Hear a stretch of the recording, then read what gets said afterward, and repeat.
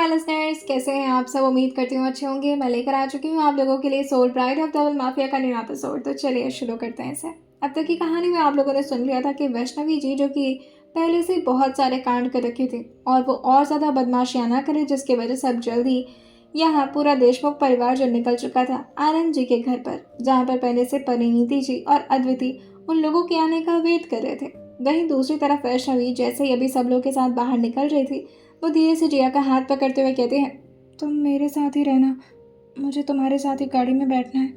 क्योंकि उन्हें अच्छे से पता था अगर गलती से भी एडी जी के साथ वो बैठ गई तो न जाने कितनी डांट पड़ना शुरू हो जाएगी। और ऊपर से इतने कांड तो पहले से कर रखे थे वैष्णवी ने। लेकिन जैसे अभी वो जिया के साथ बैठ पाती दूसरी गाड़ी में, तब तक संगीता जी पीछे से आते हुए कहती हैं, तुम कहाँ इधर आ रही हो, तुम अपनी गाड़ी में जाओ और जिया अंदर बैठो तुम। जिया को डांट लगाते हुए अब उस लड़की को अंदर की तरफ बैठा दिया गया था और बेचारी जिया जो कि शांति से जाकर के मुंह बनाते हुए बैठ गई थी, क्योंकि उसे भी तो अपने चाचे के साथ मजा आता। उसने तो अभी थोड़ा सा एक्सपेक्ट ही किया था, लेकिन तब तक बेचारी वैष्णवी के सामने ही सब लोग गाड़ी में आकर के बैठ चुके थे जहां वो बैठने वाली थी। अब दूसरी गाड़ी बची थी, लेकिन यहाँ पर भी गाड़ी पूरी तरह से भरी हुई थी, जिसमें मुदित आदित्यनाथ जी थे और उन दोनों के साथ बैठना वैष्णवी को थोड़ा कंफर्टेबल भी नहीं लगता। फाइनली उसकी नज़र पड़ते ही अभी पहली गाड़ी पर, जो कि पूरी तरह से ब्लैक थी, और ये गाड़ी को देख करके उसका मुंह ही बन गया था। वो अपने चेहरे को दूसरी तरफ अभी घुमाई थी कि तभी पीछे से एक शख्स आते हुए कहते हैं, जल्दी बैठो, तुम्हारे लिए वेट नहीं करूंगा मैं। वैष्णवी तो यही चाह रही थी, इनके साथ जाने से बेहतर है कि ना ही जाऊं, लेकिन वो चुपचाप बुत बन करके ऐसे ही खड़ी थी गाड़ी के ठीक बगल में। वो अपने दरवाजे को खुद खोलती, उसका मन नहीं कर रहा था शायद। तभी मिस्टर एडी तो आकर की गाड़ी में बैठ गए थे, लेकिन उसको इस तरह से स्टैचू देखकर दूसरी तरफ से दरवाज़ा खोलते हुए कहते हैं, क्या है, बैठो ना अंदर।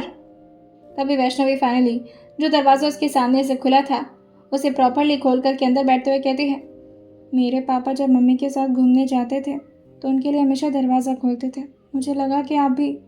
ऐसे उसने इतना बोला था मिस्टर एडी जो उसे घूर कर देखते हुए कहते हैं, तुम्हारा नौकर बनूं मैं। वैष्णवी अपने चेहरे को ना मिलाते हुए कहती है, नहीं, थोड़े पति बन जाइए बस, वो भी तो नहीं बनना आ रहा आपको। बस इतना ही बोल कर के वो चुप हो गई थी। लेकिन इतनी हिम्मत इस लड़की में है, ये बात बार बार मिस्टर एडी को परेशान कर रही थी।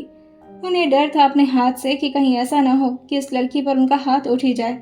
जिस तरह से ये अपनी जुबान चला रही है, डर कैसे नहीं लग रहा इस लड़की को। आखिर सब तो डरते थे मिस्टर एडी से, फिर इसकी इतनी हिम्मत। खैर अभी के लिए वो इन सबको छोड़ते हुए अपने काम में लग चुके थे। यहाँ पर भी बैठ करके लैपी ऑन करके आराम से काम किए जा रहे थे। वैष्णवी को तो बस यही चाहिए था कि ये शख्स काम ही करे, लेकिन उससे कुछ बात ना करे। तभी अचानक ही उनके दिमाग में कुछ तो आया था, जिससे वो वैष्णवी की तरफ घूरते हुए कहते हैं, और तुम अपना मुंह वहां पर बंद ही रखोगी, जब भी मुंह खोलती मेरा दिमाग खराब कर देती हो।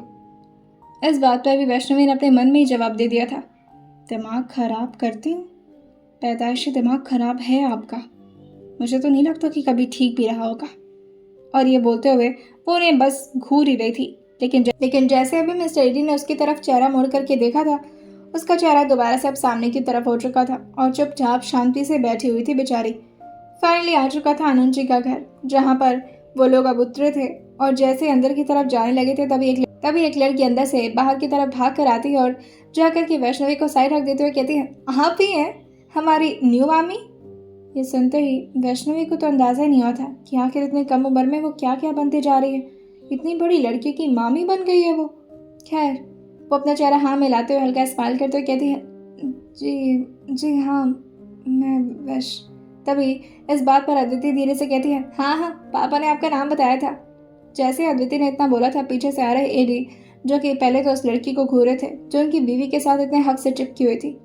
अद्विति हल्का सा दूर होती और अपने चेहरे को नीचे करके अब बाकी लोगों से मिलना शुरू कर दी थी और फाइनली जिया का हाथ पकड़ते हुए वो दोनों अब अंदर की तरफ भाग गए थे।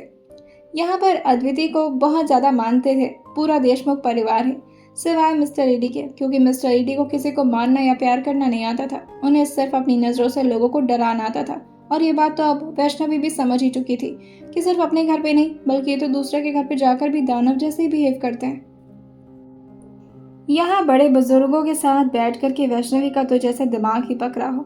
अजीब अजीब सी बातें चल रही थी। कुछ लोग पॉलिटिक्स की बातें कर रहे थे, तो कुछ लोग ऐसी बातें जो समाज से रिलेटेड थी, कुछ लोग सोशल वर्क, तो कुछ लोग ऊट पटांग बातें।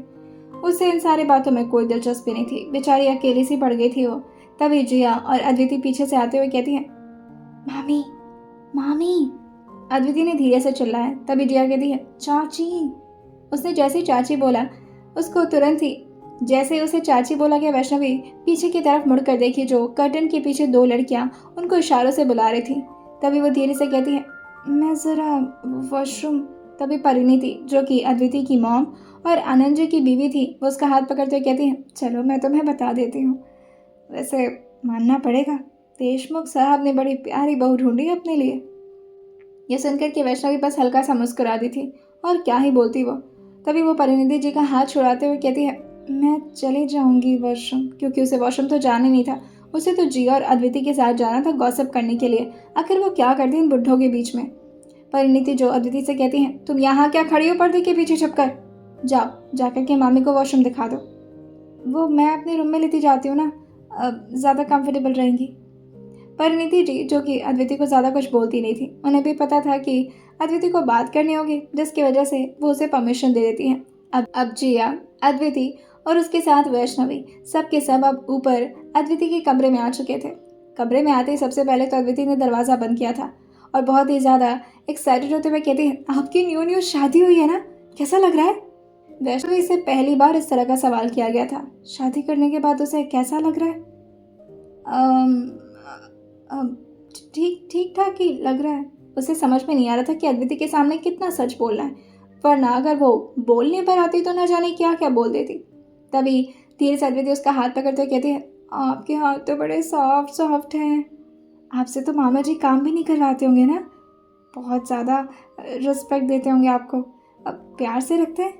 ये सुनते वैष्णवी जो बस अपने चेहरे को हर बात पर हाँ में हिलाए जा रही थी, क्योंकि याद था उस खड़ूस आदमी की वो बात कि कहीं अगर उसने मुंह खोला तो उनका दिमाग खराब हो जाएगा, और अगर एडीजी का दिमाग खराब हुआ तो वैष्णवी का पूरा दिन ही खराब हो जाएगा। न जाने कौन सा नया पनिशमेंट दे दे उसे।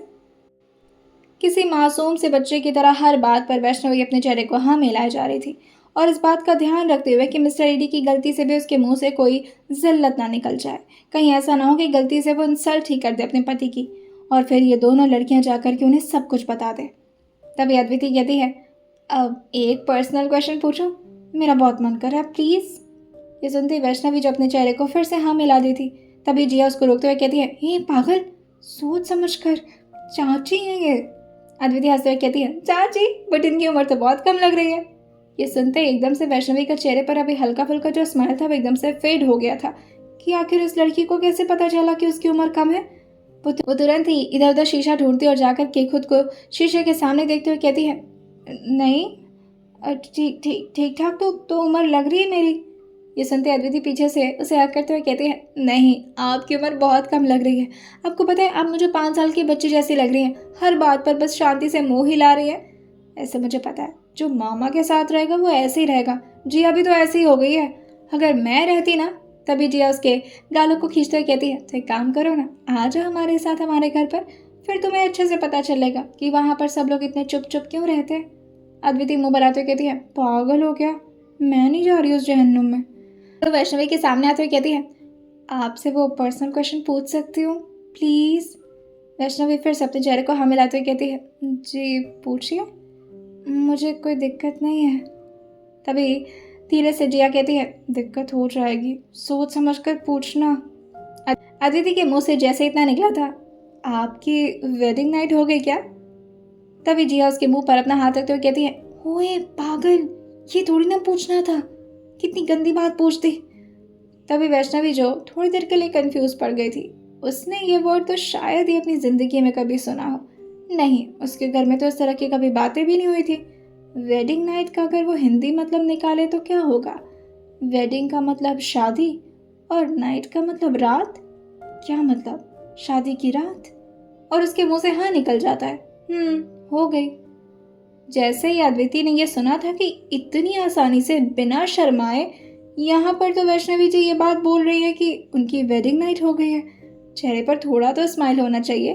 तभी अद्विति धीरे से उनके कान के पास आते हुए कहती है, कैसा लगा, मज़ा आया? हाँ मज़ा आया। जिया तो एकदम से सुन कर के पीछे हो गई थी और अपने चेहरे को नाम मिलाते हुए कहती है, हे भगवान, ये क्या पूछती है अद्विति कुत्ती, ऐसे थोड़ी ना पूछते हैं, पागल है क्या तू? अदिति हंसते कहती है, इसमें पागल होने वाली क्या बात है, अब शादी हुई है तो वेडिंग नाइट तो होगी। और अभी तो उसका सवाल खत्म नहीं हुआ था, एक और सवाल वो वैष्णवी जी के सामने रखते हुए कहती है, तो फिर बेबी कब तक आएगा? बेबी? वैष्णवी एकदम से हैरान हो गई थी और वो अपने पेट पर धीरे से हाथ चलाते हुए कहती है, बेबी आ जाएगा? अब कब आएगा? ये बात तो वैष्णवी को ही पता होनी चाहिए ना। ये बात अद्विति उसको समझाते हुए कहती है, अब ये तो आप पर डिपेंड करता है, आपने चेक किया? चेक क्या करना होता है? नहीं, मैंने तो कुछ नहीं चेक किया। क्या क्या इसका मतलब मेरा बेबी आने वाला है? तब इस बात पर अदिति अपने चेहरे को हाँ मिला करके अपने सर पर अपना हाथ रखते हुए कहती है, आप बड़ी मासूम है मामी, आप या फिर बन रही मेरे सामने मासूम, या फिर आपको सच में नहीं पता है? वैष्णवी जो अब अपनी इंसल्ट कैसे होने देती, उसका ऑरा घट जाता और फिर वो कहती है, नहीं मैं तो मजाक कर रही थी, मुझे कैसे नहीं पता होगा, ये तो बहुत छोटी सी बात है ना, सबको पता होता है। इस बात पर अद्विति को थोड़ा सा तो वियर्ड लगा था, लेकिन फिर भी ठीक है, अब एडीजी की वाइफ है तो थोड़ा वियर्ड होना भी तो बनता है। नॉर्मल लड़की से एडीजी शादी कर ले, ये कैसे पॉसिबल था? यहाँ पर इन लोग की गॉसिप खत्म ही नहीं हो रही थी, तभी जिया कहती है, अगर इन लोग की वेडिंग नाइट हो गई, इसका मतलब ये लोग किस भी कर चुके होंगे ना? ये सुन करके वो अपने सर को हाँ मिलाते हुए कहती है, तुम पागल हो क्या जिया? किस तो बहुत छोटी सी चीज़ होती है, वो कह रही है वेडिंग नाइट हो चुकी है तो ऑब्वियस सी बात है किस तो हुआ ही होगा। लेकिन जिया भी कम थोड़ी ना थी, उसे तो यही लग रहा था, किसका मतलब ही तो वेडिंग नाइट होता है, और क्या होता है वेडिंग नाइट में? वैसे तो जिया और अद्विति की उम्र लगभग एक थी, लेकिन इस मामले में अद्विति थोड़ी तेज थी और जिया कुछ ज़्यादा ही भोंदू। खैर, उसे इन सबसे क्या ही लेना देना था, उसे ये सब ना ही पता हो, यही उसकी उम्र और उसके हेल्थ के लिए ज़्यादा बेहतर होगा। अगर एडीजी को ये बात पता चलती, कभी गलती से भी जिया के मुँह से सुन लेते, तो बड़ी दिक्कत हो जाती जिया को। फिलहाल यहाँ पर थोड़ी देर और ऐसे ही गॉसिप चलता रहता है और उसके बाद धीरे से परिणीति जी अंदर की तरफ यानी कि कमरे के अंदर आते हुए उन लोग के लिए गरम गरम पकौड़ियाँ रखते हुए कहते हैं, ये तुम लोग खा लो और इसे भी खिला देना, शर्मा रही होगी। इस बात पर अदिति कहती है, शर्मा रही होंगी, इनकी तो वेडिंग नाइट भी हो गई है और आपको पता है मम्मा, बेबी आने वाला है। ये सुनते परिणीति जी जो कि वैष्णवी के चेहरे की तरफ देख करके उसके चिन को उठाते हुए कहती हैं, हाँ सच में? वैष्णवी को कहाँ ही कुछ पता था, वो बस अंदाजे में बोल दी थी, हाँ हाँ आने आने वाला है, बेबी आने वाला है। ये सुनते परिणीति जी के चेहरे पर बड़ी सी स्माइल आ गई थी और वो बाहर की तरफ थोड़ी तेज कदमों से निकल गई थी। लेकिन ऐसा क्या हुआ था, ये भाग क्यों रही थी? वैष्णवी के तो चेहरे पर जैसे अभी 12 बजे हुए थे, उसका तो दिमाग ही काम नहीं कर रहा था। बेबी आने वाले और मुझे पता भी नहीं है, मुझे चेक करना होगा। इसी बारे में वो अदिति से कहती है, वैसे चेक कैसे किया जाता है, मुझे ज़्यादा पता नहीं इसके बारे में। अदिति जो कि उसको फ़ोन में एक किट दिखाते हुए कहती है, ऐसा एक प्रेगा किट आता है, आप इसको मंगवा लीजिएगा और फिर चेक कर लीजिएगा अगर डबल लाइन आती है। लेकिन तभी जिया उसके मुंह पर हाथ रखते हुए कहती है, बस कर, अब क्या पूरा एक्सप्लेन ही करेगी, उनको समझ में आ जाएगा, आप समझ जाना, उसमें लाइन दिखा देता है, अब ये टॉपिक बंद करो, मुझे अच्छा नहीं लग रहा। जिया बेचारी शर्मा रही थी। इस तरह से उसकी चाची और उसके चाचू एक दूसरे को किस किए होंगे, क्योंकि बेबी लाने के लिए तो किस ही करना पड़ता है ना, अकॉर्डिंग टू जिया। वहीं यहाँ पर लोग पकौड़ियाँ एंजॉय कर रहे थे और नीचे जाकर के परिणीति जी जो कि सबसे पहले तो यहाँ पर अपने हाथ में बड़ा सा मिठाई का डब्बा लेती हैं और इसे प्रॉपरली प्लेट में सजाते हुए यहाँ जहाँ मीटिंग चल रही थी उसी रूम में धीरे से अंदर आते हुए कहती हैं, माफ़ करेगा आप लोगों को थोड़ा सा डिस्टर्ब कर रही हूँ, पर क्या करूँ, मुझसे रहा ही नहीं गया। ये थोड़ा सा कॉर्नर एरिया था और स्पेशली वो जगह जहाँ पर आनंद जी बैठ करके पॉलिटिक्स की बातें और उसके साथ ही कुछ इंपॉर्टेंट मीटिंग्स वगैरह हैंडल करते थे। यहाँ पर इस वक्त मिस्टर एडीजी जिसके साथ सुभाष, आदित्यनाथ और थोड़े ही दूर पर बैठे आनंद जी, सबकी तरफ देखते हुए परिणीति जी अपने हाथ में प्लेट को आगे बढ़ाते हुए कहती हैं, लीजिए मिठाई लीजिए। सबसे पहले तो उन्होंने अपने बड़े भाई सुभाष जी को दिया था, उसके बाद से आदित्यनाथ को, उसके बाद से वो आनंद जी की तरफ बढ़ाती हैं। आनंद जी तो उनसे पूछते भी हैं, आखिर हुआ क्या है? तभी परिणीति जी कहती हैं, पहले मिठाई खाइए फिर बताऊंगी। और फिर फाइनली वो आकर के खड़ी हुई थी एडीजी के सामने। अभी जैसे ही वो उनकी तरफ ट्रे बढ़ाई थी तभी मिस्टर एडी जो कि बिना उसमें इंटरेस्ट दिखाए हुए अपने फ़ोन की तरफ देखते हुए कहते हैं, मैं नहीं खाता ये सब। आपको इस बारे में तो पता ही होगा कि मैं मिठाई क्यों खिला रही हूँ। खैर, अगर नहीं पता तो मैं बता दूँ। मिस्टर एडी को क्या लेना देना था इन सबसे, बता दे, मुझे क्या। और वो बस अपने चेहरे को हाँ मिला दिए थे, बिना इसमें दोबारा से इंटरेस्ट दिखाए हुए। परिणीति जी जो कि आनंद जी की तरफ देखकर कहती हैं, बच्चा आने वाला है। ये सुनते ही सुभाष जी के तो एकदम से गले में अटक चुकी थी मिठाई और वो खास देते हैं। वहीं आदित्यनाथ भी इस वक्त देख रहे थे अपने ठीक सामने खड़ी बहन को, और आनंद जी भी। तब अरे, कोई रिएक्शन नहीं देंगे आप? वैसे वो भी ज़्यादा एडी जी के सामने बोल तो नहीं पाती थी, लेकिन अब वो थोड़ी खुश थी, जिसकी वजह से उनके मुंह से जो भी कुछ हो रहा था निकल रहा था। आनंद जी जो कि अपने गले को क्लियर करते कहते हैं, ये कैसी बात कर रही हैं आप? एडी जो कि सामने की तरफ देखकर कहते हैं, अच्छी बात है, कॉन्ग्रेचुलेशन, बट आपको नहीं लग रहा कि एज कुछ ज़्यादा? और ये बोलते हुए वो आनंद जी की तरफ देख रहे थे और फिर फ्रस्ट्रेशन अपने चेहरे को हिलाते हुए कहते हैं, वेल वॉट एवर, मुझे क्या। लेकिन परिणीति जी ये तो एक्सपेक्ट नहीं की थी एडी जी के मुंह से। एडी जी के चेहरे पर थोड़ा ब्लश आता, थोड़ा शर्माते वो, या फिर कुछ और बोलते, लेकिन यहाँ पर तो वो परिणीति जी को कॉन्ग्रेचुलेशन। एक मिनट, ये क्या बोल रहे हैं आप? मेरा मतलब है कि क्या बोल रहे हैं आप? एडी जी को तेज टोन बिल्कुल भी पसंद नहीं था और वो किसी की भी तेज आवाज़ बर्दाश्त नहीं करते थे, जिसकी वजह से परिणीति जी को भी वो जैसे घूरे थे उनका भी टोन एकदम से शांत पड़ गया था। सुभाष जी कहते हैं, मतलब ठीक है, लेकिन ज़रा उम्र का तो सोचते। खैर, अब है तो फिर ठीक है, क्या कर सकते हैं, भगवान का दिया हुआ प्रसाद है तो। और वैसे भी एक ही तो लड़की है ना, दूसरा भी हो जाए। लेकिन तभी परिणीति जी कहती हैं, आप लोगों को ना दिमाग ही खराब हो गया है। ये बात वो सुभाष और आदित्यनाथ की तरफ ही देखकर बोली थी, क्योंकि एडी जी की तरफ ये बात देख करके बोलना उनके लिए खतरा साबित हो सकता था। ये सारी बकवास को सुनते हुए आनंद जी कहते हैं, जाइए आप यहाँ से। और हमने ऐसा क्या कर दिया? हमने तो कई दिन से। ये सारी बातों को फ्रस्ट्रेट होकर के सुनते हुए परिणीति जी अपने एक कान पर हाथ रखते हुए कहती हैं, अतः बस कर, खूब बकवास झाली। क्या बोल रहे हैं आप लोग? वैष्णवी की बात कर रही थी मैं। और कॉन्ग्रेचुलेशन मुझे नहीं, इनको बोलिए, एडी साहब को। जैसे ही एडी जी ने यह सुना था, अब खांसने की बारी उनकी थी।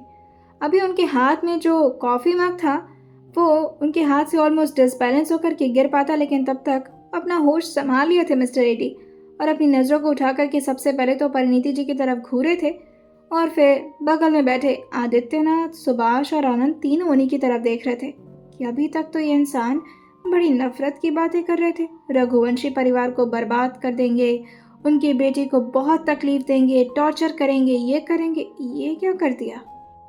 वो कॉफ़ी मग को अपने ठीक बगल के टेबल स्टैंड पर रखते हुए कहते हैं, व्हाट द हेल, कुछ भी। और किसने बोला आपको ये? परिणीति जो अपने सर को हाँ मिलाते हुए कहती हैं, मैंने तो यही सुना है, अब बात को छुपाइए मत। देखिए, माना कि सब लोग आपसे घबराते हैं, मगर इसका मतलब ये थोड़ी ना है कि आप सच बात को भी हमारे मुंह से निकलने नहीं देंगे। खैर, मैं चलती हूँ अब। और ये बोल करके वो यहाँ से मटकते हुए निकल गई थी। वहीं वो संगीता जी को भी ये खबर जैसे ही सुनाई थी, शोभा जी की तो अब एकदम से मुंह से बस इतना ही निकला था, देवा रे देवा, इतनी जल्दी? मुदित को तो पहले ही से सब कुछ अंदाजा था। वो अपने चेहरे को हाँ मिलाते कहता है, हाँ चाची, मैंने भी आज कुछ ऐसा ही होते हुए देखा है, अंदाजा लग गया था मुझे। ये सुनते ही संगीता जी कहती हैं, पागल हो गए हो तुम, ये सब देख लिया? अरे पर एडी जी के कमरे में जाना अलाउड नहीं है, तुम्हें पता है ना? मुझे अपने चेहरे को ना मिलाते हुए कहता है, मैं उनके कमरे में नहीं गया था ये सब देखने के लिए, वो तो आवाज़ आ गई थी थोड़ी सी। वाकई शोभा जी और संगीता जी को ये बिलीव करना बहुत ज़्यादा मुश्किल हो रहा था कि एडी जी किसी लड़के ये सब भी कर सकते हैं। खैर, यहाँ दूसरी तरफ कमरे में जिया और अद्विति थोड़े ज़्यादा ही क्लोज थे, जिसकी वजह से उन दोनों के बीच में अब धीरे धीरे करके गॉसिप ज़्यादा ही चालू हो गया था। तभी वो धीरे से कहती है, मैंने तो ना उन दोनों के साथ वो सब करते हुए देखा है। ये सुनते ही अद्विति कहती है, क्या क्या क्या क्या क्या? फिर से जिया धीरे से कहती है, मैंने ना चाची और चाचू को वो करते हुए देखा है। अद्विति के कान के पास आकर के वो धीरे से बोलते हुए वैष्णवी की तरफ देख करके हल्का हल्का हंस रही थी। तभी अद्विति कहती है, क्या देखा है? फिर से उसके कान के पास जियाते हुए कहती है, वेडिंग नाइट देखी है इन लोगों की। ये सुन करके अद्विति एकदम से दूर खड़े होते हुए कहती है, छी छी, अब क्या तुम पागल हो गई हो क्या? तभी जिया धीरे से कहती है, इसमें पागल होने वाली नहीं नहीं नहीं नहीं, कुछ बताना मत, चाची बता देंगी चाचू को। तभी अदिति कहती है, तुम पागल हो क्या? तुम ये सब देखिए, तुम्हें पता है ये सब कितनी बेकार चीज होती है। वैष्णवी को समझ में नहीं आ रहा था कि इन दोनों के बीच में फाइट किस बात के लिए शुरू हो गई है। और फिर वो पूछती है, क्या हुआ, क्या देख लिया? जिया एकदम से अपना हाथ जोड़ते हुए कहती है, अदिति नहीं, Aditi please please please please नहीं। इस बात पर अदिति अपने चेहरे को हाँ मिलाकर कहती है, बताना तो पड़ेगा ना कि मामी ये आप लोग रूम बंद करके नहीं? ये सुन करके वैष्णवी थोड़ा कंफ्यूज होते हुए पूछते हैं, क्या रूम बंद करके, क्या क्या हुआ? तभी जिया कहती है, कुछ नहीं, ऐसे ही बकवास कर रही है चाची, आप इसकी बात पर ना ज़्यादा ध्यान मत देना। अद्विति प्लीज शांत हो जा। अद्विति जा करके अब वैष्णवी के ठीक सामने बैठते हुए कहती है, आपकी वेडिंग नाइट देखी है इसने, अब कितनी लेकिन इस बात के बीच में वैष्णवी जी धीरे से कहती हैं, तो क्या हुआ? जैसे ही अद्विति ने यह सुना था, अब तो उसे वाकई समझ में आ गया था, ये लड़की तो बहुत ही ज़्यादा बोल्ड है। और वह अपने चेहरे को ना मिलाते हुए कहती हैं, आपको इससे कोई दिक्कत नहीं है? वैष्णवी जी प्यार से अपने चेहरे को ना मिलाकर हल्का स्माइल करते हुए कहती है, नहीं, इसमें कौन सी बड़ी बात हो गई। लेकिन जिया जो कि अपने चेहरे को हल्का सा नीचे झुकाते हुए कहती है, चाची तो बहुत ही ज़्यादा फ्रैंक है, ऐसे इन्हें पता भी चल गया है कि मैंने इन लोग की किस देखी और ये है कि शर्मा भी नहीं रही हैं। जिया के दिमाग में किस किस चल रहा था, अदिति के दिमाग में वेडिंग नाइट, और वहीं वैष्णवी के दिमाग में कुछ नहीं। उसके दिमाग में तो बस यही लग रहा था कि शादी की रात को वेडिंग नाइट कहते हैं, और वेडिंग नाइट अगर कोई देख भी ले तो क्या ही हो गया, उसमें क्या होता है। लेकिन यहाँ मिस्टर एडी जी और ज़्यादा इन तीनों की नज़र को बर्दाश्त नहीं कर सकते थे अपने ऊपर, और यहाँ से तुरंत ही बाहर निकल करके जोर से आवाज़ लगाते हुए कहते हैं, कोई जा करके उस नीतीश रघुवंशी की बेटी को लेकर आओ, हम लोग निकल रहे हैं यहाँ से। तभी संगीता जी खड़े होते हुए कहती हैं, हम तो डिनर कर, लेकिन वो अपने आंखों से उन्हें घूरते हुए कहते हैं, आप लोग नहीं आएंगे घर पर, बेहतर होगा कि मैं उसके साथ अकेले ही रहूं। इस बात पर शोभा जी धीरे से खांसते हुए कहती हैं, हाँ दिख ही रहा है अकेले रहकर क्या करते हैं आप। उन्होंने बात बहुत ही धीरे टोन में बोली थी। अच्छा थोड़ी ना लगता अगर सबके सामने एडीजी का गुस्सा शोभा जी पर निकल जाता। जल्दी से एक स्टाफ भागते हुए अब अद्विति जी के कमरे के बाहर खटखटाते हुए कहते हैं, मैम मैम। अद्विति दरवाज़ा खोलते हुए कहती है, क्या हो गया, इतना ज़ोर ज़ोर से क्या खटखटा रहे हो? तभी वो घबराते हुए कहता है, एडी सर बहुत ज़्यादा नाराज़ हो गए, वो मैम को बुला रहे हैं। वैष्णवी जी को शायद उन्होंने बुलाया था, ऐसा अद्विति को लगता है, जिससे वो तो अभी रिलैक्स होकर के सबके साथ ही नीचे जा रही थी। जिया भी उसके साथ थी और साथ ही वैष्णवी। लेकिन एडी जी की आंखों की तरफ देख कर ही जिया तो एकदम से अपने चेहरे को नीचे झुका ली थी और उसे समझ में आ गया था कि यहाँ ज़रूर कोई ना कोई कांड हो गया है। तभी अद्विति कहती है, क्या हुआ? तब तक वैष्णवी के हाथ को जोर से मिस्टर एडी अपने हाथ में बांधते हुए उसे बाहर लेकर आते हैं और उसे पैसेंजर सीट की तरफ बैठा दिए थे। खुद आकर के ड्राइविंग सीट पर बैठ गए थे और अपने ड्राइवर को रोक दिए थे कि गाड़ी तो वो खुद ही ड्राइव करने वाले हैं। और वो गाड़ी ड्राइव नहीं करने वाले थे, बल्कि वो तो इस लड़की को बहुत ही बुरी तरह से ट्रॉमेटाइज करने वाले थे। हिम्मत कैसे हुई इस लड़की की ये बोलने की ये प्रेग्नेंट है। वो थोड़ा देर तो कुछ नहीं बोलते, चुपचाप गाड़ी को इसी तरह से ड्राइव कर रहे थे। लेकिन गाड़ी जिस तरह से तेज़ रफ्तार से बढ़ती जा रही थी आगे, वैष्णवी को डर लग रहा था कि आखिर उसने अब क्या कर दिया। उसने तो कुछ बोला भी नहीं है, लेकिन अभी भी उसके कुछ भी बोलने की हिम्मत नहीं हो पा रही थी। एक तो इनकी लाल लाल आंखें उसे लगातार डराई जा रही थी। अभी वो हल्का सा उनकी तरफ देख ही पाती, लेकिन वो फिर से अपने चेहरे को सामने की तरफ अब बहुत ही मुश्किल से घुमा करके अपने महादेव जी को याद करने लगी थी और यही सोच रही थी कि क्या आज वाकई महादेव उसे अपने पास बुलाने वाले हैं, क्या आज उसका आखिरी दिन है। लेकिन उसका बेबी, और जैसे वैष्णवी को अपने बेबी का याद आया था, वो तुरंत ही अपने पेट पर हाथ रखते हुए कहती है, गाड़ी धीरे चलाइए, बच्चे को दिक्कत होगी। बच्चा? कौन सा बच्चा? मिस्टर एडी के दिमाग में अभी यही चल रहा था कि वो झटके से गाड़ी को बहुत ही बुरी तरह से ड्रिफ्ट करते हुए रोके थे, जिससे गाड़ी का टायर की आवाज़ बहुत ही तेज़ बाहर की तरफ गूंज गई थी। और जिस जगह पर अभी वो थे वो बहुत ही ज़्यादा सुनसान इलाका था। ऐसा लग रहा था आसपास सिर्फ जंगल है। क्या करने के लिए लाए हैं मिस्टर एडी उसे यहाँ पर? क्या इस जंगल में छोड़ देंगे किसी जंगली जानवर के हाथों? नहीं नहीं, वैष्णवी को ऐसे नहीं मरना। और फिर वो अपने पेट पर जैसे हाथ रखी हुई थी, मिस्टर एडी उसकी तरफ घूरते हुए कहते हैं, तुमने क्या बकवास किया वहाँ पर? बोला था ना अपना मुंह मत खोलना, मुंह खोलती हो मेरा दिमाग खराब हो जाता है। और इस बार तो तुमने, बेहतर होगा तो मेरे साथ घर चलो, आज तुम्हें कोई नहीं बचा सकता मुझसे। और ये बोलते हुए वो और ज़्यादा तेज़ ड्राइव कर रहे थे। तभी वैष्णवी कहती है, मुझे डर लग रहा है, आप थोड़ा धीरे चलाएंगे प्लीज़। लेकिन मिस्टर एडी उसकी एक भी नहीं सुन रहे थे। तभी वैष्णवी कहती है, मुझे डर लग रहा है, मर जाऊंगी। इस बात पर मिस्टर एडी, जो कि बिना उसकी तरफ देखते हुए अपना पूरा ध्यान सामने की तरफ रखे हुए कहते हैं, मैं यही तो चाहता हूँ, डरो तुम, क्योंकि तुम अभी शायद एडी से वाकिफ़ नहीं हो, इसीलिए डर नहीं लगता तुम्हें मुझसे। मैं अपने कुछ असूलों से बंधा हुआ, इसका मतलब ये नहीं कि तुम उसका नाजायज़ फ़ायदा उठाओगी। अचानक ही एक गाड़ी, जो कि बहुत ही रफ्तार से अभी मिस्टर एडी जी के गाड़ी के सामने आकर के ऑलमोस्ट लड़ने वाली थी, लेकिन तभी अचानक उनके हाथ स्टीयरिंग पर ही थे और वो उन्होंने बहुत ही बुरी तरह से गाड़ी को टर्न दे दिया था। जिस तरह से वो गाड़ी को अपने बचाए थे, वैष्णवी की तो ऐसे लगा था जैसे अभी जान बाहर निकल जाएगी, और वो धीरे से उनके हाथ पर हाथ रखते हुए कहती है, हाँ हम मर जाएंगे, प्लीज़ गाड़ी दी। लेकिन जैसे ही मिस्टर एडी ने उसके हाथ को अपने हाथ के ऊपर देखा था, वो सबसे पहले तो अपने हाथ को थोड़ा उससे दूर करते हैं और फिर उसकी तरफ घूरते हुए कहते हैं, तुम्हें मौत से डर लगता होगा, मुझे नहीं लगता, मुझे आदत है इसकी, और अगर वाकई डर लगता है तो मेरी बात सुना करो, क्योंकि जो मेरी बात नहीं मानता उसे वाकई बहुत पछताना पड़ता है। और ये बोलते हुए वो इतनी फास्ट गाड़ी ड्राइव कर रहे थे कि 15 किलोमीटर का रास्ता उन्होंने इतने कम देर में पार कर लिया था। जिस तरह से उनकी गाड़ी की स्पीड बढ़ रही थी, अब लगभग 12 से 13 मिनट के अंदर वो देशमुख मेंशन में थे, और वो बहुत ही बुरी तरह से उसे खींचते हुए अपने साथ अब अपने कमरे की तरफ ले आते हैं और ज़ोर से उसे धक्का देकर के पीछे ऑलमोस्ट बेड पर गिराते हुए कहते हैं, बताओ क्या बोल कर आई हो वहाँ पर। वैष्णवी जो उठते हुए कहती है, मैं वो, लेकिन अभी वो जैसे उठ पाती, मिस्टर एडी तो और ज़्यादा उसके करीब आ गए थे। अभी उसका लेटे रहना ही ज़्यादा बेहतर होता है। और वो चुपचाप ऐसे ही लेटे हुए कहती है, वो धीरे धीरे उठते हुए अपने हाथों के सहारे से अब मिस्टर एडी के चेहरे की तरफ देखना तो चाह रही थी, लेकिन वो अपने चेहरे को नीचे झुका ली थी और अपने चेहरे को ना मिलाते कहती है, मैंने सच में कुछ नहीं कहा इस बार, आपकी वजह से शांत रही थी, वो मुझसे बहुत सवाल कर रही थी पर मैंने कुछ भी नहीं बोला।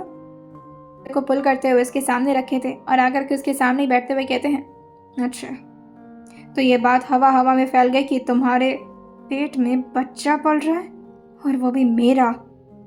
इस बात पर वैष्णवी कहती है, हाँ वो भी मुझे नहीं पता था, मुझे तो तभी वो गुस्से में कहते हैं, अद्विती। धीरे से वैष्णवी अपने चेहरे को हाँ मिलाकर कहती है, हाँ उसी ने बताया कि वेडिंग नाइट के दिन, शादी की रात जैसा कुछ तो होता है ना वो वेडिंग नाइट, हाँ उसके बाद बेबी आता है, तो उसके बाद तो बेबी आएगा ना हमारा। ये तभी मिस्टर एडी जो अपनी आंखों को छोटी करके उस लड़की को देख रहे थे कि आखिर कौन सी नमूनी मिल गई उन्हें, ये क्या बात कर रही है, वेडिंग नाइट उन्होंने कब मनाई। और वो उसके ठीक सामने हल्का झुकते हुए कहते हैं, हमारी वेडिंग नाइट कब सेलिब्रेट हुई थी। और ये सुनते ही वैष्णवी धीरे से कहती है, शादी की रात तो शादी की रात को ही ख़त्म हो जाती है ना, उसमें सेलिब्रेट करने वाली क्या बात हुई, जिस दिन शादी हुई थी उसकी रात शादी की रात, तो उस हिसाब से हमारी शादी की रात तो हो गई, तो उस हिसाब से वेडिंग नाइट भी हो गई। क्या लॉजिक था इस लड़की का। खैर वैसे बात तो सही कर रही थी, लेकिन उसे कहाँ पता था अभी दुनियादारी के बारे में, और वेडिंग नाइट जैसा शब्द भी उसके घर में शायद इस्तेमाल नहीं किया गया होगा। तभी वो अपने चेहरे को हाँ मिलाते हुए कहते हैं, तो तुम ये कह रहे हो कि हमारी सुहाग रात हो गई है।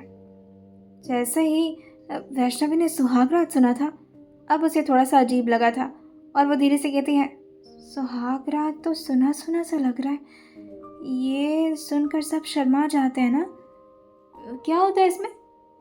जैसे ही वो क्यूरियस होकर के मिस्टर एडी से ये पूछ रहे थे, उनके चेहरे के खुद करीब आकर के मिस्टर एडी और अपने चेहरे को उसके करीब लाते हुए कहते हैं, बताओ तो मैं क्या होती है सुहाग रात। ये सुनते ही वो अपने चेहरे को ना मिलाते हुए कहती है, नहीं नहीं नहीं नहीं रहने दीजिए।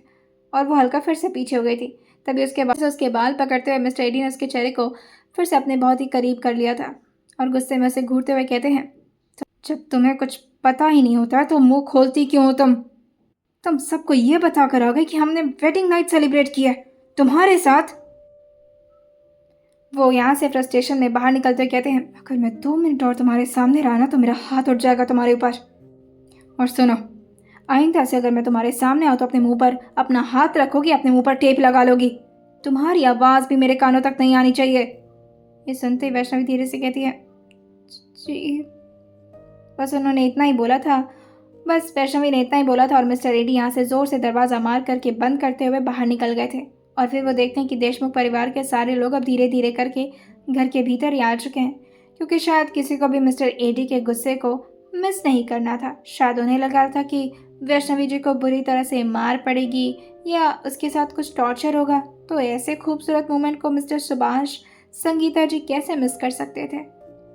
लेकिन जिया को तो इस वजह से आना था कि कहीं उसकी प्यारी सी चाची को ज़्यादा ही ना मार दें चाचू, क्योंकि उसे तो यही लगता था कि चाचू तो चाची को मारते ही हैं, जैसा उनके चाचू हमेशा सबसे बताया करते थे। सबको यही लगता था कि अंदर वैष्णवी तो बहुत बुरी तरह से टॉर्चर होती होगी मिस्टर एडी से, लेकिन कहाँ ही पता था उस लड़की की हिम्मत तो हर दिन बढ़ती जा रही है। तभी सुभाष जी कहते हैं, बहुत बेइज्जती हो गई हमारी। कहाँ आप दुश्मनी के दावे लगा रहे थे और कहाँ ये प्रेगनेंसी की बात।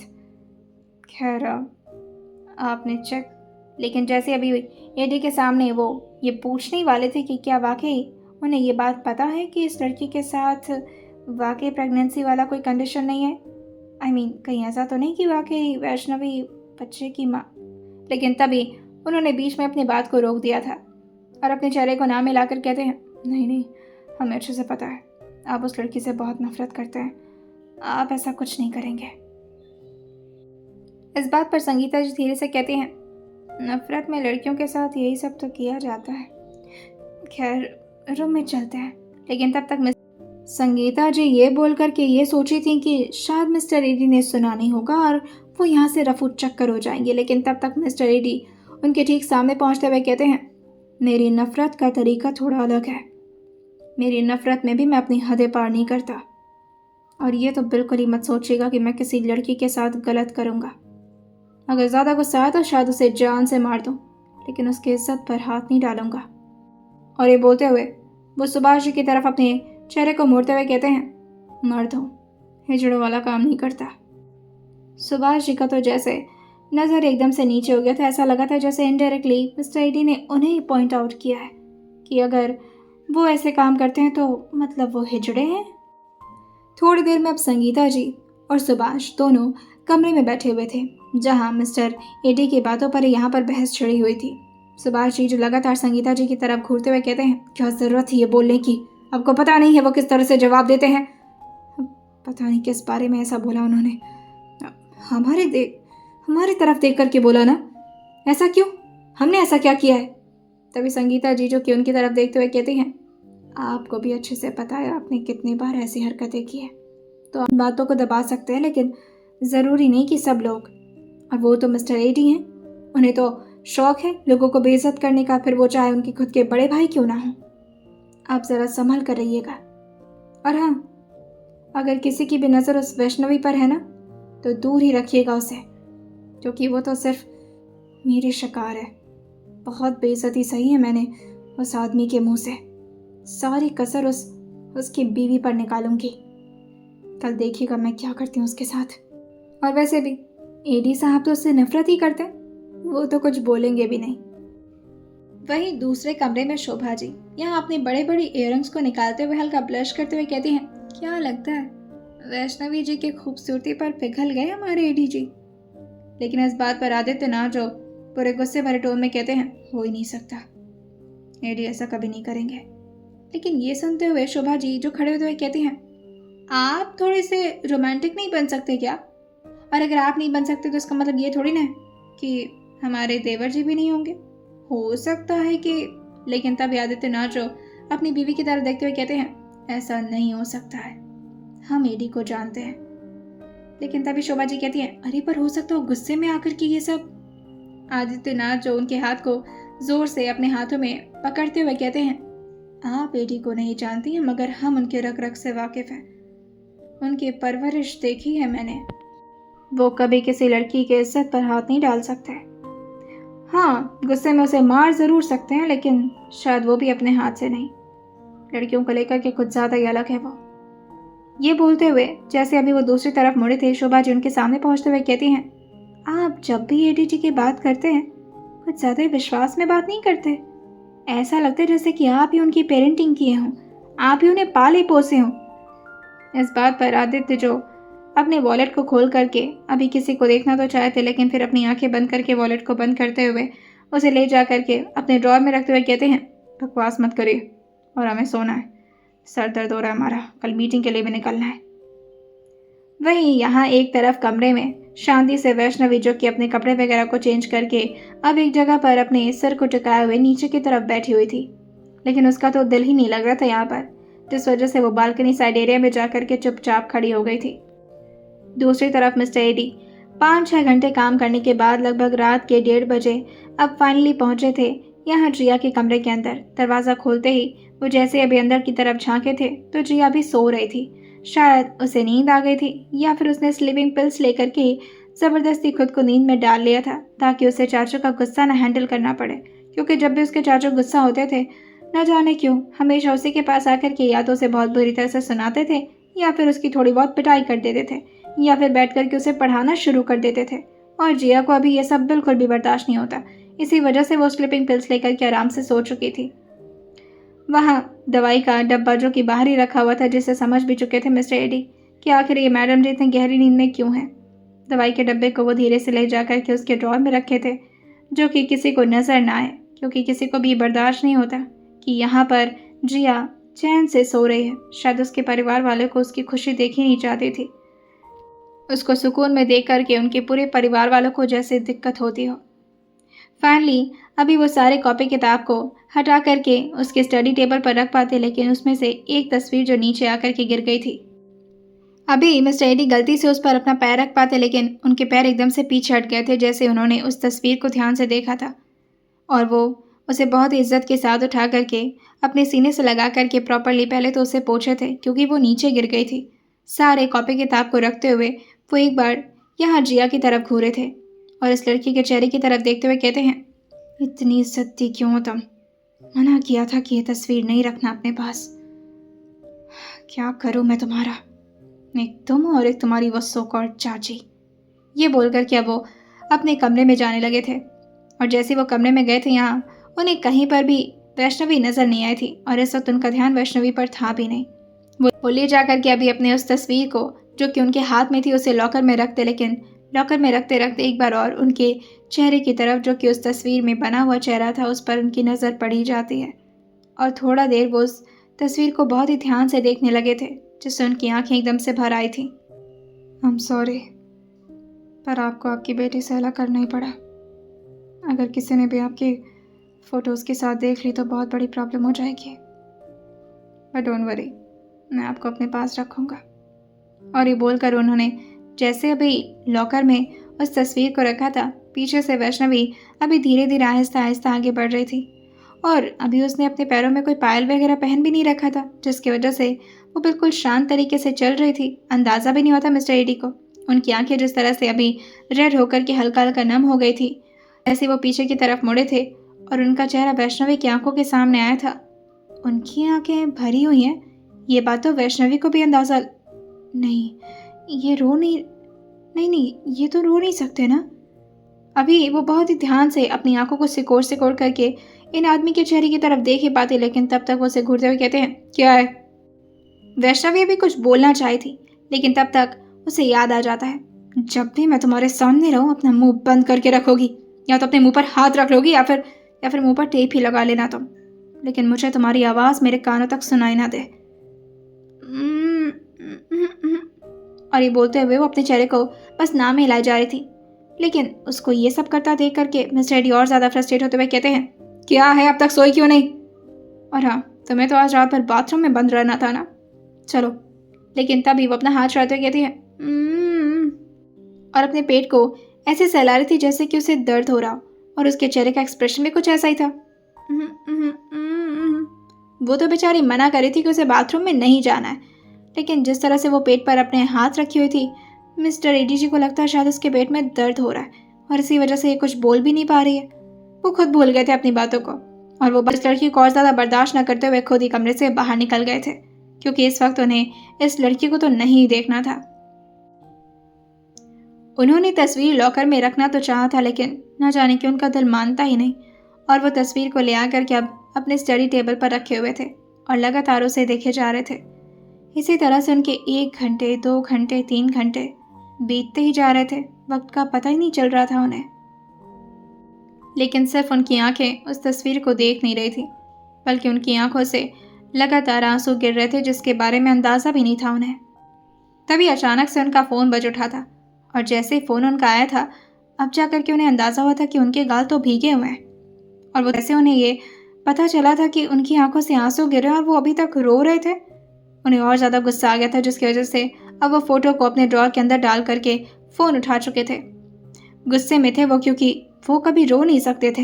ऐसे कैसे उन्हें रोना आ गया? इतना भी कमज़ोर दिल नहीं है अब उनका। बच्चे नहीं है वो छोटे से, जो अपनी आंखों से आंसू गिरा सकते हैं। मर्द बन चुके हैं वो। दर्द को छुपाना आना चाहिए उन्हें। दूसरी तरफ इशिता जी का कॉल था, जो कि बहुत ही ज़्यादा अभी घबराए हुए आवाज़ में कहती हैं, हेलो। लेकिन इस तरफ से एडी, जो कि बिल्कुल उसी नॉन इमोशनल तरीके से पूछते हैं, क्या हुआ? इशिता को इतना घबराया हुआ सुनकर भी जैसे उन्हें कोई फ़र्क ना पड़ा, क्योंकि अभी तो उनका दिमाग कहीं और ही था। तब इशिता कहती है, रात के 3 बज रहे हैं, अब तक वेदा वापस नहीं लौटे होटल में। कहाँ होंगे वो? मुझे बहुत डर लग रहा है। जब हम गाड़ी में बैठे हुए थे और इस होटल की तरफ आगे बढ़ रहे थे, तब भी कुछ गाड़ी हमें फॉलो कर रही थी। प्लीज़ सर, वेदा को कुछ नहीं होगा ना? अब जाकर के मिस्टर एडी का दिमाग थोड़ा काम करना शुरू किया था। अभी तक तो जैसे वो कहीं और ही किसी और दुनिया में खोए हुए थे और वो इशिता की सारी बातों को कॉन्शियसली सुन चुके थे। लेकिन उसका जवाब वो थोड़ी देर में देते हुए कहते हैं, तुम सेफ हो? दूसरी तरफ से इशिता कहती है, मैं तो होटल के रूम में हूँ और यहाँ पर सिक्योरिटी भी है, तो यहाँ पर कोई दिक्कत। लेकिन तभी बीच में मिस्टर एडी उनको इंटरप्ट करते हुए कहते हैं, तो बस ठीक है और वेदांत की टेंशन मत लो। इशिता ने ये सुना था और उसे अंदाज़ा लग गया था कि मिस्टर एडी फ़ोन कट कर देंगे, लेकिन तब तक इशिता कहती है, नहीं, वेदा बहुत मासूम है सर, उसे कुछ नहीं पता, वो घबरा जाएगा, वो नहीं देख पाएगा ये सब कुछ। मिस्टर एडी जो फ्रस्ट्रेट होते हुए कहते हैं, इशिता, वेदांत सूर्यवंशी है वो, जहाँ वो होता है वहाँ पर लोगों को घबराने की ज़रूरत होती है, ना कि उसको, और तुम उसके बारे में जितना कम जानो उतना ही बेहतर होगा। और ये बोल करके मिस्टर एडी ने इधर से फ़ोन कट कर दिया था। इशिता तो अलग ही तरीके से कंफ्यूज हो गई थी। यहाँ पर एक तो वेदांत ने उसे प्राइवेट जेट से लाया था, ऊपर से उसे होटल में रख करके खुद इस तरह राउंड पर निकल गए, पता नहीं कहाँ कहाँ किस किस तरह से। कहीं ऐसा ना हो कि उन्हें कोई मारने की कोशिश करे और मुझे उनके पास जाना है। लेकिन जब भी वो होटल के कमरे से बाहर निकलने के बारे में सोचती, तब तक मिस्टर वेदांत के बॉडीगार्ड्स, जो कि अपने चेहरे को ना मिला करके उसके ठीक सामने खड़े हो जाते और वो उसे परमिशन ही नहीं दे रहे थे कि वो बाहर निकल पाए। ज़बरदस्ती इशिता कर नहीं सकती थी, क्योंकि यहाँ पर सबके पास राइफल था। अगर कोई उसे ठोक ठाक दिया तब क्या होगा? और ऊपर से मिस्टर वेदांत का कसम भी तो था, जो कि वो देकर गए थे, खबरदार जो इस कमरे से बाहर निकली तो मैं बता दे रहा हूँ, मैं रात में थोड़ा शायद लेट कर दूंगा, लेकिन कोशिश करूंगा जल्दी तुम्हारे पास आ जाऊँ। ये बोलकर कि वो चाहे तो थे कि अभी वो निकल जाए, लेकिन तब तक इशिता उनका हाथ पकड़ते हुए कहती है, मैं तुम्हें नहीं जाने दूंगी। दिमाग खराब है? ये कोई मजाक नहीं चल रहा है वेदा, कोई प्रैंक नहीं है ये। तुम्हें कोई अंदाजा भी नहीं यहाँ पर कैसे कैसे लोग रहते हैं, मार देंगे तुम्हें। तभी वेदांत, जो उसके चेहरे पर धीरे से अपना हाथ रखते हुए कहते हैं, इशू, माना कि पति हूँ तुम्हारा, मगर मेरी इतनी फिक्र? प्यार व्यार तो नहीं करने लगी तुम मुझसे? इस बात पर इशिता चिढ़ते हुए कहती है, तुम्हें अभी भी मजाक सूझ रहा है वेदांत? लेकिन मिस्टर वेदांत को हमेशा रोमांस ही तो सूझता था। उनके लिए सबसे ज़्यादा इम्पोर्टेंट टास्क यही था कि उनकी बीवी जो कि प्यार से उनकी बन जाए, क्योंकि वो ज़बरदस्ती नहीं करना चाहते थे इशिता के साथ। कितना संभाल रहे थे वो खुद को, लेकिन वो संभाल भी सिर्फ एडीजी की वजह से ही रहे थे, क्योंकि एडीजी ने वार्निंग दे रखी थी, सख्त वार्निंग, कि अगर खबरदार जो उनकी बहन को थोड़ा भी तंग किया तो बहुत बुरा हो जाएगा मिस्टर वेदांत जी के साथ। वरना अब तक तो मिस्टर वेदांत न जाने क्या तिकड़मबाजी लगा करके इशिता को तो अपना ही लेते, या तो फिर उन्हें बेवकूफ़ बना करके, या तो फिर शायद उन्हें बुरी तरह से फंसा के।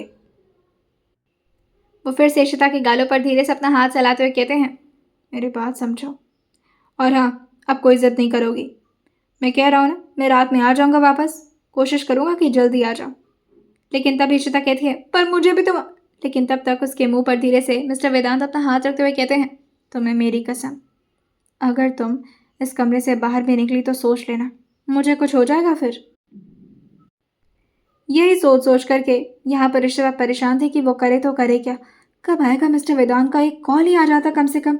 ना मिस्टर वेदांत जी आ रहे हैं, ना उनका कॉल आ रहा है, ना उनके बारे में कुछ पता चल रहा है। इशिता चाह कर भी मिस्टर वेदांत को कॉल नहीं कर सकती थी क्योंकि जिस तरफ वेदा जी गए थे वो जगह थोड़ी सी ज़्यादा ही डरावनी थी और वहाँ पर अगर किसी का भी सस्पिशियस कॉल आता तो मिस्टर वेदांत के लिए प्रॉब्लम क्रिएट हो सकती थी। आइए आइए जानते हैं आने वाले एपिसोड में क्या होने वाला है। क्या सही वक्त पर पहुंच पाएंगे मिस्टर वेदांत होटल? आइए जानते हैं कौन था वो जिसके चेहरे को देख करके मिस्टर एडी जैसे पत्थर दिल के भी आंखों में आंसू आ गए। क्या वाकई वो पत्थर दिली थे ना? आइए जानते हैं इस आने वाले एपिसोड में और सुनते रहिए soul pride of devil mafia सिर्फ और सिर्फ स्टोरी विद सौम्या के साथ।